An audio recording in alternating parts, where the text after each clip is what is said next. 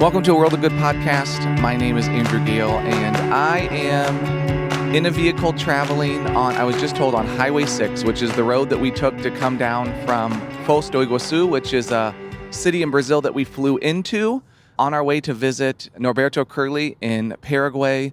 We drove down the whole eastern side of the country to get to the city of Encarnacion, which is where we're kind of home basing for these few days. And Norberto, we're so excited to get to be with you in Encarnacion, in the city, and get to see some of the incredible work that the Church of God in Paraguay is doing. Thank you, Andrew. It's exciting. I'm excited to, have you here, visit Paraguay, visit my family and all the pastors we have already seen and will be visiting. So it's great to have you in Paraguay. We're feeling very honored for your visit. Well, it's been a wonderful experience so far. It's been really fun to see the work that the church is doing and just to be connected. And we are recording on the road, so I don't know what kind of road noise you will hear. I hope you hear some, because it'll add to the effect of the experience we're having. But we're excited to go and visit Timothy School today, and Radio Alternativa, the radio station, and a church and some pastors, and just get to see more of the work that's happening here. So thanks so much for being our guide and our host. I love it. And I just enjoy traveling this country and visiting pastors and encouraging and being a link between, the pastors, the ministries, and the churches in the U.S. and Paraguay. So let's go and see more places. Yeah, I'm excited about that. So tell me a little about, for those who don't know who you are, tell us who you are, where you grew up, some of your connections. You've spent time in Latin America, but you've also spent time in the U.S. Give us a picture of you and the work that you're currently in. There was a season, Andrew, I could not probably answer that very clearly because I had an identity crisis with who I really was. Okay, so I was born in Argentina. My grandparents from my dad's side came from Germany. My grandparents from my mom's side came from the U.S. So my parents met in Argentina. They got married in Brazil, and then they were sent to Paraguay to serve at the border with Brazil. So I, have a mix of cultures. So Yeah. I grew up, in these three countries as my parents moved around. Then I lived in the U.S. for almost 8-9 years. I went to college and seminary there. I almost, at one point in my life, after graduating, had some opportunities to work and ministry in the U.S., but I really felt a calling back to this region where my parents had served, my grandparents had served. So that's, in a nutshell, kind of my mix of cultures and why I'm in Paraguay after, I have been in the U.S. for quite a while. Now, the cultures you mentioned there, you have multiple languages at play, because you have grandparents that were German, I assume spoke German. Yes. You had grandparents that were from the U.S. that I assume spoke English. Correct. Your parents were in Argentina, Paraguay, but also Brazil, so you have Portuguese and Spanish. I mean, were all of those languages in play in your life growing up? I mean, did you hear those consistently? Yes. My mom actually prefers Portuguese. Oh, really? Wow. Yeah, and when she gets upset, she goes into German. So we get the German when things get tough at home. My dad as well. When he's upset, it's German. In Spanish, it's more the ministry and just the day-to-day. But at home, we first spoke German. German was the language, kind of the chosen language. And my dad always said he wanted us to learn German growing up. And I'm thankful to this day because that has been an added, asset, I guess, as we travel and connect with people. So German at home first, then Spanish in school, Portuguese in my teen years, and English with my mom. So yeah, some of these languages came with no effort. I would say German, I never had to think about learning. It just came, Yeah. English, I had to work some because I learned it a little later on in life. And so that's a little bit of a mix there. And that's common for a lot of people growing up in border, countries in this area. As you have seen, we have quite a German community in Paraguay. And to this day, we can actually get away with German. I mean, we could go to our store, a bakery today, a grocery store, and speak German. Go to the bank and do German. It's still very present in this part of Paraguay. As we go about 3 hours north from where I picked you up, it's Portuguese. Yeah. People still, even churches mix Spanish with Portuguese. where we were yesterday at Itapaso, you'd hear a lot of Guarani. Yes. So that pastor actually speaks Spanish and Guarani.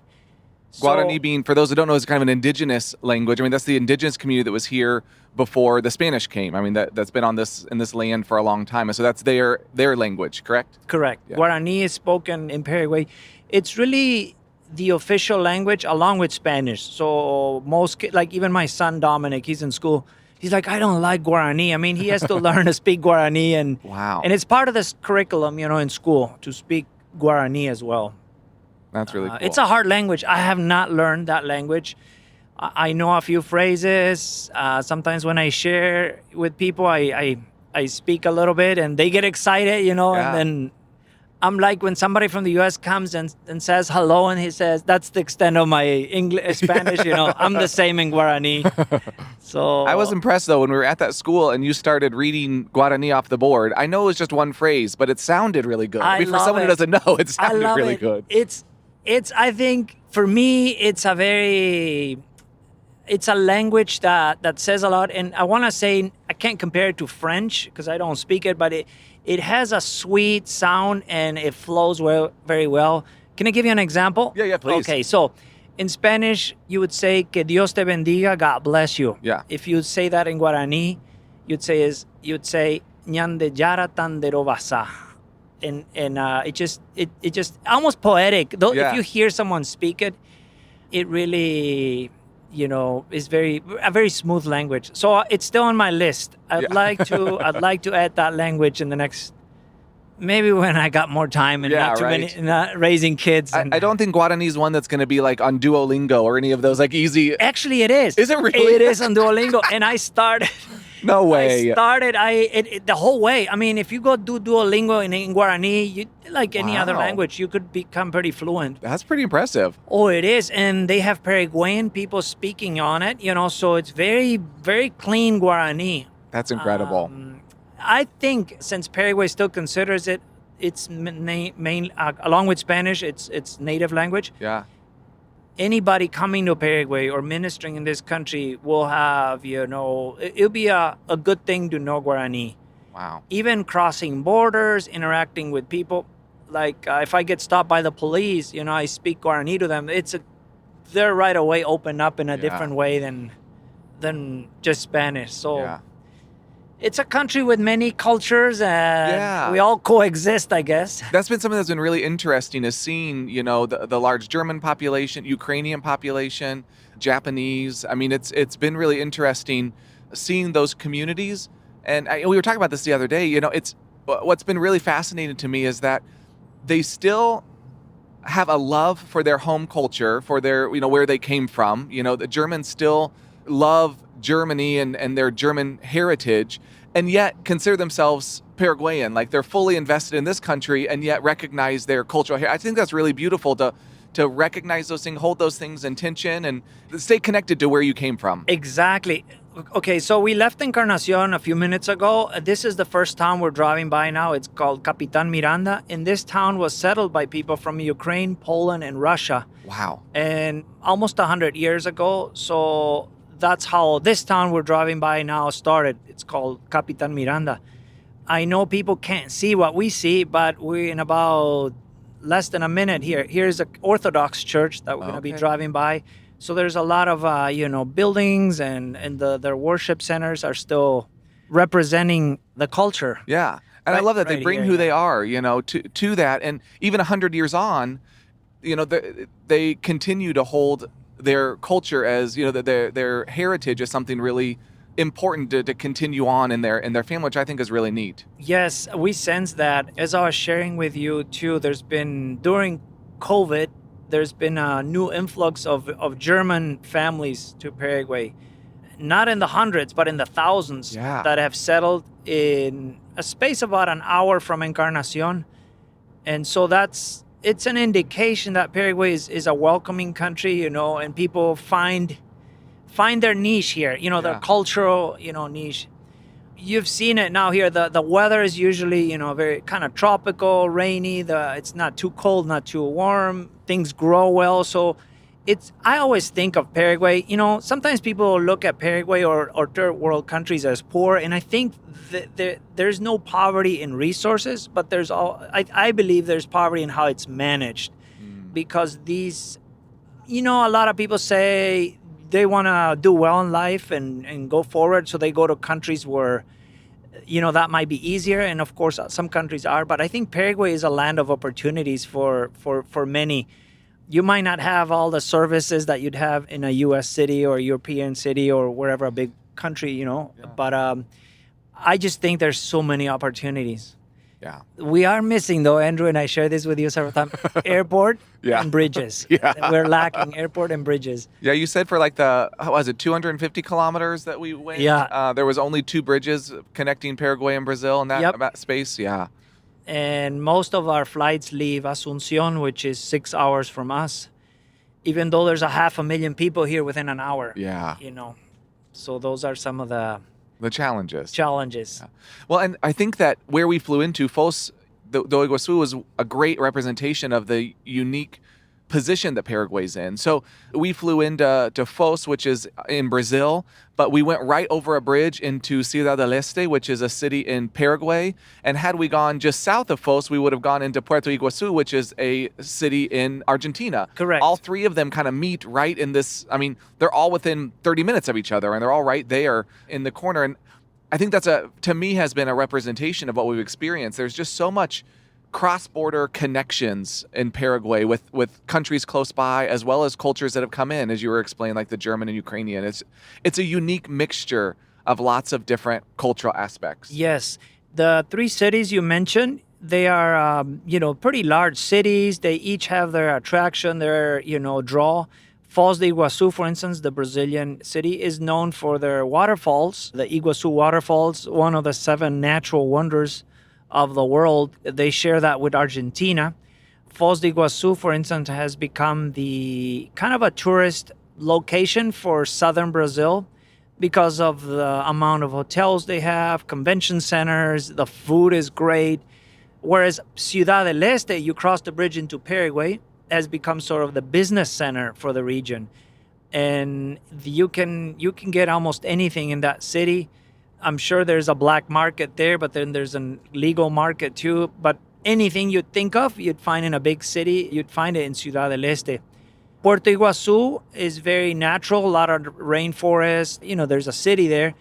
Argentinians are very ecologically minded, so they're more into environment, and you'd find more of the green, culture, and the rainforest. They're more aware of that. Whereas Paraguayans have not. They're still, I don't know.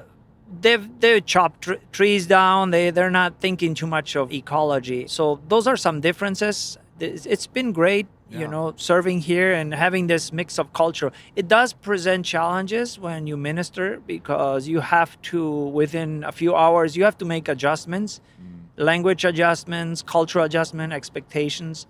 When you have a German immigrant who just came with that paradigm, German paradigm. You have a Paraguayan who says mañana, which is tomorrow. This German I talked to, and he says, I just can't work so well with these people. I mean, like, it's all about mañana, and it's all about no hurry. There's no rush.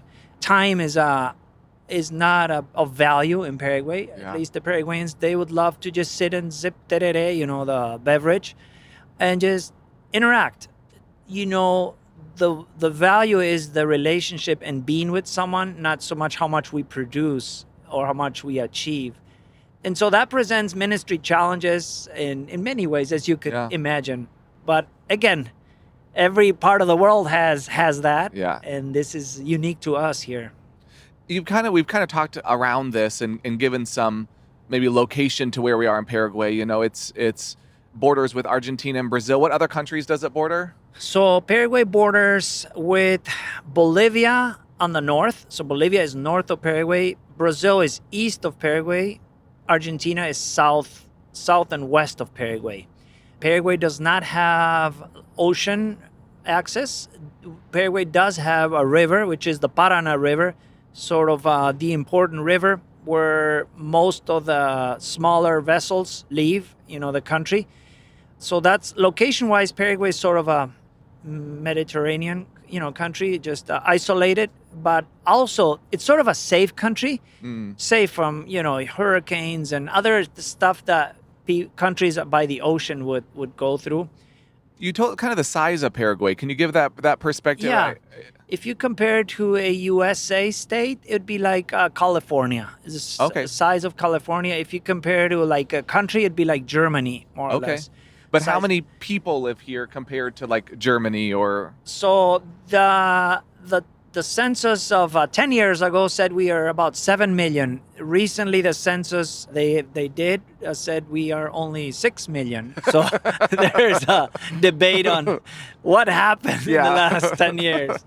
I know there've been, social and health issues with COVID and so, but we don't think that amounted for so many people, not being counted this time around. So I would say about 7 million people, which is still not very much for the size of the country. Just talking to someone from the Dominican Republic, one of the missionaries, and they have 10 times less land, and there's like twice the population. Yeah. So Paraguay's a place that has lots of land and less people. I mean, there's lots of just open. I mean, we drove for 5 hours and saw mostly fields. I mean, in some ways, it felt like we were in Indiana again. Yes. They weren't cornfields, but passing fields after field. It's very large agricultural spaces. Is that, at least in this part of the country where we are, in the eastern part? It is. And let me add a little more on the geography. So if you look up at a map, Paraguay is like a number 8, inclined to kind of to the left, divided by the Paraguay River. So we have the Paraná River that is sort of the border between Paraguay and Argentina and Brazil. And then you have the Paraguay River, which divides the country in itself in 2 parts. Okay. North of the Paraguay River is 60% of the land, but only about 100,000 people live there. Wow. So the population is concentrated from the Paraguay River, the capital city, south. Okay. South, and that's where most people live. So most of the agricultural development takes place in the southern and eastern region. And so we haven't even driven up to Chaco, which is kind of the northern part of Paraguay. If you feel like there's nobody here in this part, when we drive in Chaco, it'd be forever. Yeah. And you see like a little... But that's becoming the new west or frontier, because they're developing new, types of seeds and new type of pasture. And people who do well in the south and east would then buy land. I mean, over there you buy, I think the cuts are 1,000 acres and up. Wow. So you don't buy 10 acres, 100 acres. So a lot of people are seeing that as the next, development, next, future for growth, for either farming or cattle ranching. Cool. Most of the Mennonites settled in Paraguay live in the Chaco. They love it there. I mean, you drive for 3 hours and then you find the Mennonites there, and they've done well. They've developed, one of the issues in Chaco that has kept a lot of people from going there is water. It only rains like certain times of the year. Okay. They don't have the rains we have in the south. Everything is kind of flat and dry. So they've developed these big water tanks. They could be like 3 acres big. Wow. Like they dig a hole or then build up. And so they have to store enough water for the long droughts to feed their cattle, to drink drinking water. So they've found ways to survive in the Chaco. All that to say, the Chaco is still an unexplored, part of this country, which I love. When I go to Chaco, it's a different world. You see a different Paraguay.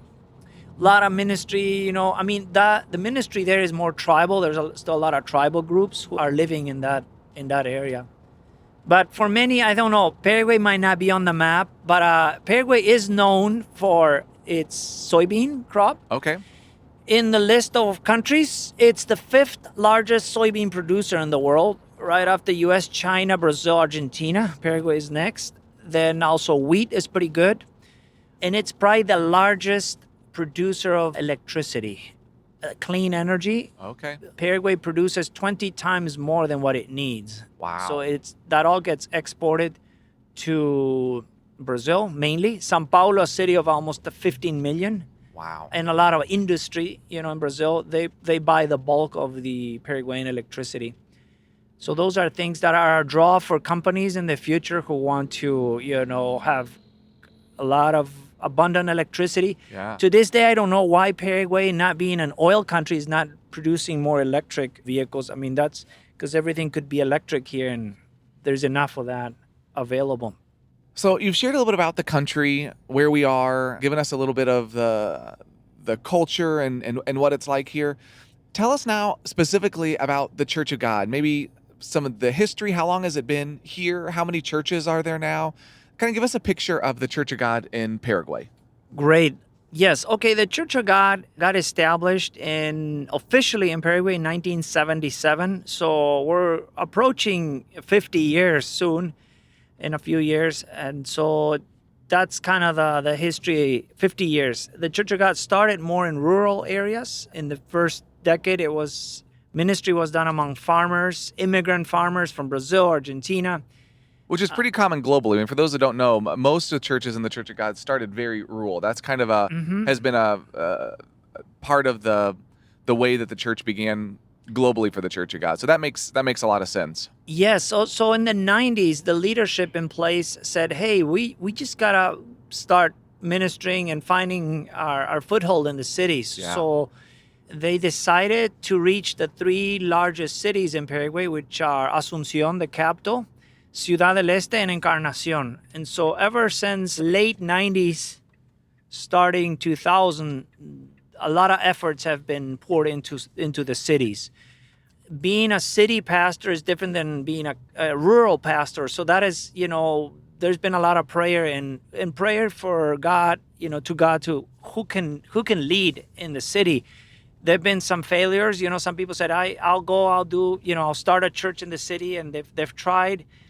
But thankfully, looking back, the last 20 years have brought a lot of growth. The Church of God has really grown in the cities, mainly Ciudad del Este and Encarnación. Encarnación is probably the one that the church has grown the most. And you will be able to share at some of the services this weekend. You're able to see some of the churches in Encarnación. And at this point, the Church of God has about 30 congregations established with buildings and pastors.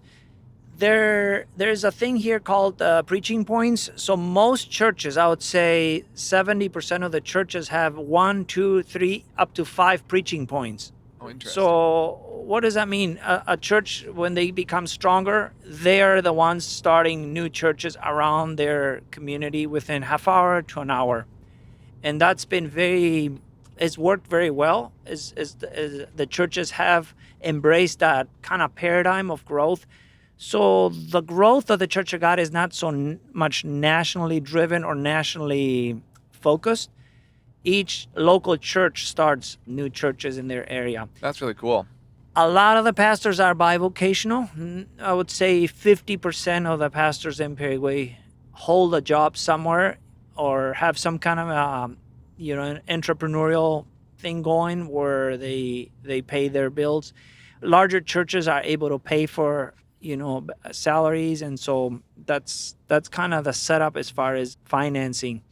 So some of these pastors, I mean, just to put this in perspective, some of these pastors are bivocational, so they're working a job, plus they're ministering at a local church. So, I mean, doing all of the things that come with that, house visits and community connections, but then also potentially pastoring another church, either a half hour away, that's a preaching point. I mean, I know that even one of the pastors we met on our way down, he's at 2 different churches throughout the week where he goes and preaches at another church on Thursday nights and then does, Sundays at his church. So these folks are bivocational and potentially pastoring multiple locations. Is that feels like a lot on the pastors? Oh yeah, it is a lot, and I sometimes just look at that. I don't know how they do it. Again, when you're part-time, there's so much you can devote to the church and the ministry. I mean, ideally it'd be to be full-time, but we have found that part-time has actually opened a lot of doors, because when the pastor is in the community, selling something, he's got something going in a small business or so, it gives him so many opportunities to interact with new people. And it's a model that I believe the church is really thriving on in Paraguay. Even Daniel McDonald, our current chairperson, leader for the country, he's bivocational. And one thing I want to add about the churches, I feel and I see it as, I guess, as an insider living in Paraguay, that they've done well with empowering leaders in the church. So there's a model that I think has been very effective, and it's the pastor doesn't have to do everything and be everywhere. So, for instance, our church where I worship, there's 8 of us that preach. So Wow. we get to preach once a month or so. A team of preachers, Yeah. a team of leaders, and we're divided in small groups. So every person in the church, unless they don't want to be a part of a small group, is pastored in a small group. So the pastor will meet with small group leaders and then let them pastor, the members. So if somebody's sick, they get a visit. Somebody is financially struggling, someone will help them. If there's something going on in a family, the pastor doesn't have to be there and be all present. So that's a model that's helping bivocational pastors actually that's great. reach farther. Which feels like what the church is supposed to be, right? I mean, empowering everyone to be a part of the church, not for it to be done by one or two, chosen individuals. Yeah, and I believe that's part of the growth I see in Paraguay. It's this decentralizing, the gifts. Everybody's got gifts. Bring them to the table and let them make mistakes too. I think sometimes I've grown up with a more conservative approach to church. The pastor's always there. If the pastor doesn't preach one Sunday, people wonder if what's going on with the church. But now the model I see, and it's working very well in Encarnacion, is when the pastor is there, it's a blessing, but no one is expecting it. Oh, wow, yeah. So, and the church has grown so much. And in Encarnacion, where we worship, there are, I believe, 70 to 80 small groups meeting every week in homes. Anywhere between 3 and 30 people in a small group. And those are people who continue, being served by the church. Yeah. And everybody's busy. I love that. So when people are doing something, there's so much written about it, and we say, when we're busy and we don't have time to complain or find faults, So it's not perfect. Yeah. By no means. But people are busy, and I love that. And people are growing. And so that's a model that's helping the church grow and not putting so much weight or burden on one leader or a family. One of the things I've been really impressed with is how much the church in Paraguay is engaged in community ministry. That they're, for a church that has experienced and growth and is planting churches, their focus isn't internal. And a lot of those places, are being birthed out of community engagement. And, one of those was a place that we visited yesterday. We went to Itapaso. And I just think it's an incredible story and one that would be good for folks to hear. Can you tell us a little bit about the history of where we visited yesterday, how it started, and where it is today? Okay, Itapaso was an outreach that initially was focused on feeding children. So it started as a feeding center. Itapaso is resettlement of a number of families that were flooded when Encarnacion, where the city is, was flooded by a power plant. They had built a dam, and so they had to move a lot of families to Itapaso. Itapaso became the first resettlement of many others, but there were a lot of people who had, very poor. So the church went out there and started a daily meal under, I think it was under a tarp or some kind of a tent for a while, until they were able to build multi-purpose building. And that's how it started, with feeding the children every day. And that went on for 18 years. They would feed the children every day a meal. That was sponsored and paid for by the Encarnacion Church. And now this community that they're doing this in is this is a community that's very low income. We're talking about a community that was resettled from a place where they didn't have a lot of resources to start with.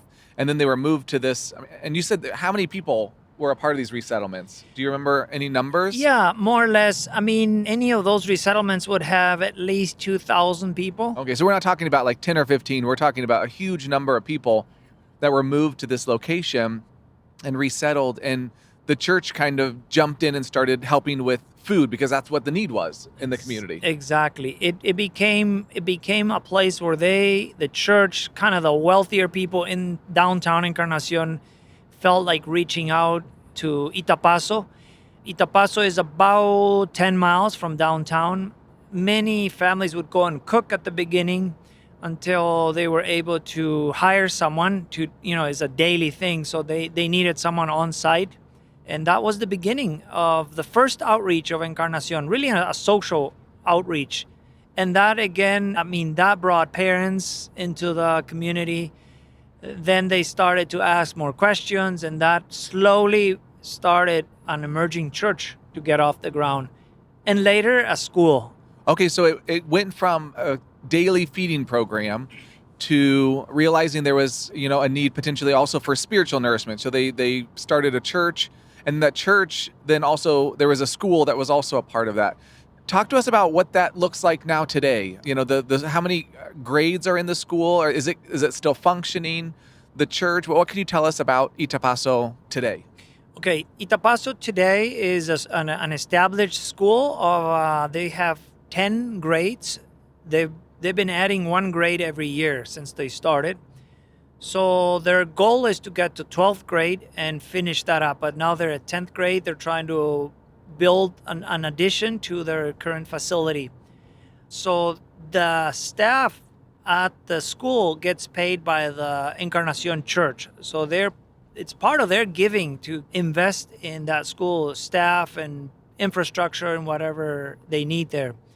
Also, there's a church at Itapaso that maybe 200 people or more at times worship at Itapaso. There's a pastor in Itapaso. The directors of the school, Monica and Sergio Gabaza, they lead that school for 12 some years now. They live in the community. So there's local leadership in this neighborhood. And there's a joint venture, I guess, between the school, the church, and the central church, which we worship in Encarnacion. One of the things that I thought was just fantastic about the school was learning about Monica, who's the principal, the head of the school, that her family lives right there in the community, and they actually live near the police station. And she was sharing that yesterday that, when there are issues in homes and mothers have to go to the police station, sometimes she would watch their kids while the mothers are there, and that they're right there, and she's aware of things that are going on in the community. It's so neat to see someone who's passionate about a community, but does it incarnationally. I mean, it's funny because Encarnacion is the name of the city, but it does that incarnationally and is actually involved and in the community that they're serving. I think that's a huge gift and has been doing it for 12 years. Exactly. She's become sort of the mother for the community, like almost like a Mother Teresa version on the evangelical community there, in Itapaso. And what you're saying, Andrew, is true. I mean, her and her family, her kids have embraced that community. And she didn't share this, but I think her husband holds a position in like the neighborhood council. And now I think he's running for one of the positions there to help Itapaso become a healthier, a better place to live. So they're very involved as a family. I think the school, the transition from a feeding program to a school is really unique because at one point in time, the church kind of decided that, they had done what they wanted to do with the feeding program, and that most of the kids, when they first were serving them, they said that the meal they got for some of them was the only meal they would have that day. But now they have meals in the homes. The socioeconomic status has changed a little bit where the families are now able to feed a little bit more, but the education was the issue. And so they kind of transitioned. They saw that there were seasons of what their ministry would look like. And in this new season, they started the school and have been doing that now for 12 years. And I just think it's sometimes hard for us in ministry to know when it's time to transition. To let go, yes. maybe one program or one way of doing things. Yes, and see something new. And I love to see that they've embraced that and recognized that in the community they've been a part of. Yes, definitely. They also, I was surprised at, they recognize the financial constraints on going to school. And so to pay for kids to go to school is not very expensive. I don't remember what they said, but it was something like $5 or $7 a month. A month per kid, yeah. But some of the families in the community can't do that. And so they provide ways for parents to come in and serve at the school in order to kind of cover those fees, which I think is a really dignified way to say, we want to continue to support you, but we know that you may not be able to provide it financially. So what are other ways that you can be a part of the work that's going on here? Yes, they're continuing to find ways to raise those funds locally with the outreach they do, in the community. And there are also people I know in the church, local church, that become sponsors of these kids. And one thing personally, I've seen that in the future, they once approached the church to start some kind of a small entrepreneurial program on the site, so that kids that had only, they only go to school half day. So then the other half day, the older kids could, do stuff like crafts or engravings or painting, whatever. And so that's a possibility down the road to help develop the economy of that. Continuing to look for ways to support those communities. Like a bakery. Awesome. Yeah. They're talking about a bakery, fresh bread every day, the church, the school could benefit, the kids could eat fresh bread, and they would, be involved in providing bread for the community. That's cool. So those are some of the ideas they're also thinking about. It was really neat to also meet the pastor of the church there who, shared stories of miracles that are happening at that community and the ways that the church and the school work together to draw parents because not all the kids that go to the school, their families aren't necessarily a part of the church or Christian, but they have a chance to learn about that. And one of the things that she mentioned is that they study different countries, different cultures. And I thought that was really cool. Yes. Part of their program is once a year, the kids get to study a country. Sometimes they focus on countries that have not been reached with the gospel. And so kids do the research that involves the parents, and that brings the community together, and they start praying for those countries. Then they have a celebration at the end of that month where they, express the culture of that country, foods and clothing, and there's the spiritual component to the cultural and, the social work there. I think that was really neat. And she talked about how, some parents are learning about the gospel through these conversations about, where the church is and what missionaries have done. And just, they seem to be a place that's intentional about the choices that they make and the ways that they support their community. They're really thoughtful about how they engage and connect.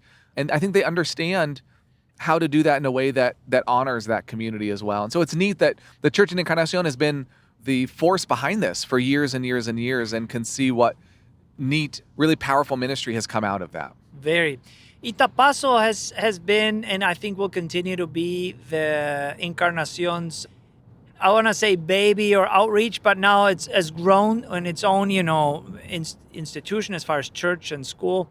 But what Pastor Donald and other pastors at the church always said, Itapaso is a weekly reminder of our mission. It's seen poverty every week, and it doesn't go away. And it helps people in the city with more money, with more resources, to understand that our mission is constant. And I like the part of being reminded, because often we are sort of in bubbles and we start forgetting the need and the situation others are living. So Itapaso has become that for Encarnacion, and it's been their first baby. They've started other churches with other programs. So I think one thing too, the pastor once said, if we keep pouring into Itapaso and reaching out, it's almost like we become God's hands and channel. And I've seen so much growth in Encarnacion, not because of maybe wealth or so, but because of their giving and sharing with the ones that need it the most. Yeah. Norberto, thank you so much for sharing that story about Itapaso. I think that we spend a lot of time talking about that one location, but I think it's so indicative of just all the ministry that we've seen here in Paraguay, the passion that the church here has to support their communities, to recognize that the church is outside the walls of the church. The church is not what happens on a Sunday morning. It's the ways that the people in the church support their community. And we've seen that in the schools that they do. We got to visit Timothy's school today. The schools that are here, the feeding programs, the ways that the church has really recognized its role in supporting the people around it. And so that's just been a wonderful joy. And I thought Itapaso is a great example of that, of the ways that the church here has taken it upon itself to really love and care for the communities that surround it. And so as we kind of wrap up this conversation, first off, just thank you so much for taking time to process this with us. But would you tell us one more story, one more piece of information for us? It's a question that we ask a lot on this podcast. The podcast is called The World of Good. We love to hear about the good that God is doing. And so as you think about the ministry of the church here, what's one good thing that God is doing in the midst of that ministry? Yeah, Andrew, it's a hard one to answer because there's so much good, but I'll try to zoom in. People in the ministry, I see that God is raising a new generation of passionate men and women in Paraguay. Being a missionary, having seen missionary work in this area, my parents have been missionaries, my grandparents.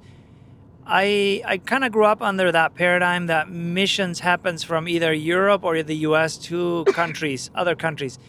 But I see a shift in the motivation and in the missionary work, at least in this part of the world, and I guess in Latin America. And it's that God is raising people here with a passion to reach the lost in their country and also beyond their borders. So I believe that is a good sign. The church has, grown, matured, and I think in intercultural studies there's a word that's used. It's indigenization, where a church becomes their own in the country, and it's not like it has to be run by people from another place. And so I see that Paraguay, after almost 50 years of missionary work and endeavors, and so is starting to turn the corner, and people are going from here to other places. We see it locally. Most churches in Paraguay have a preaching point. I mean, very few don't. Most have one. Today, we visited Bellavista. They have 7, 5 are active. Yeah, it's incredible. Of locations and preaching points are places where the church is going out and actively engaging in ministry in another location nearby, right? Like 5 to 10 kilometers away, but Yes. going and visiting and having and doing kind of a service to start a ministry there. And most of those will end up growing potentially into churches is the goal. Exactly. And it's almost there's like a good pressure, like churches that don't have a preaching point, they're like, hey, what are you waiting for? Get a preaching point going. Basically, look out. Look to others who need more. And I think we're all, in any place we're in the world, we're always better than someone else in the sense of God has done stuff for us, and we're probably in lack compared to others. We can never say, we're too poor to help. We're richer than others who need more. And so I see that pattern, and I think I would like to highlight that in the church in Paraguay, the outreach, the going, the sending. It's happening now. The Church of God Encarnación, for instance, grew and then started a church in Posadas. The church in Posadas started like 5 or I think they're at 7 churches now. The church in Encarnación has had some influence in the church they're leading now in Oklahoma City, the Hispanic church. And so I see that Paraguay is nurturing, it's raising a new generation of leaders that look out, and that's me as a missionary. That's like, okay, I think we can now, I'm not saying rest, but let's not worry. The church is alive and they'll do okay. Yeah. And let's embrace the missionaries, and let's network. I think now it's a time for synergy and networking and capitalizing on each other's strength. And I think we'll reach in this generation a lot more than maybe we could have done in other generations. So, Norberto, what an encouragement. Thanks for sharing all of that. Thanks for not just sharing the stories, but for us on the trip, thanks for sharing your country, the love that you have of this place, and the life that you have given to support the churches and the community here. It's been such an honor, such a beautiful location. Every place I get to travel to, there are uniquenesses and beautiful things, but I hope people listening come visit Paraguay. It's an incredible place. Come see the work that's happening here, and not necessarily because you need to come and change what's happening, but to come and actually see it, and maybe to be challenged to take some of the ministries that they're doing back to your home church, and to see how, as a church in the United States, we can learn so much from churches here that really get the calling of the church to be a light in their communities and in their country and in the world. And so we are so grateful that we get to see that, even just in a short glimpse on this trip. So thank you, Norberto, for hosting and guiding and being the person that helped us bridge to this community here. Thank you, Andrew, for taking the time and recording also this podcast. And, I'm excited to do this. I love missions. I love intercultural work, and the doors are open. If I can be, or the people here, of help, we'd love to welcome more people, more missionaries, interns, people who love, to explore, or even pastors who say, hey, I just want to see how things are done in a different way, in a different country, within our movement. I think Paraguay could be a good place to drop in and visit. Absolutely. And so thank you. It's an honor to lead you. We have a few more days of traveling here. I'm excited for what we're going to be seeing and sharing. Thank you so much. Thank you. Thanks for listening to A World of Good. A World of Good is a podcast production of Global Strategy and Church of God Ministries.